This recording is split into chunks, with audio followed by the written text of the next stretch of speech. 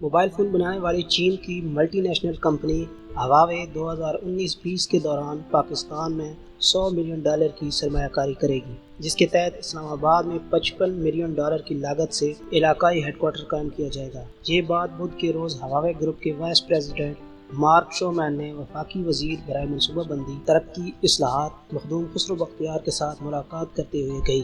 وفاقی وزیر نے اس بات کو سراہا کہ پاکستان میں موبائل فون کی صنعت میں ہواوے کا 25% حصہ ہے اور یہ ملک میں سب سے زیادہ ٹیکس ادا کرنے والی چینی کمپنی ہے۔ وفاقی وزیر نے اسمارٹ اسکول پروجیکٹ کے سلسلے میں ہواوے کمپنی کی HEC کے ساتھ شراکت داری کو سراہا۔ ہواوے کے نائب صدر نے کہا کہ پاکستان ایک اہم اسٹریٹجک مارکیٹ ہے۔ اسلام آباد میں علاقائی ہیڈ کوارٹر کے قیام سے نوجوان انجینئرز کو روزگار کے مواقع فراہم ہوں گے۔ اپنے تکنیکی معاون سینٹر میں بھی $15 ملین کی سرمایہ کاری کریں گے، جس سے مزید 200 افراد کو روزگار مہیا ہوگا۔ انہوں نے کہا کہ ہواوے کمپنی پاکستان میں مستقبل میں مزید منصوبے شروع کرے گی۔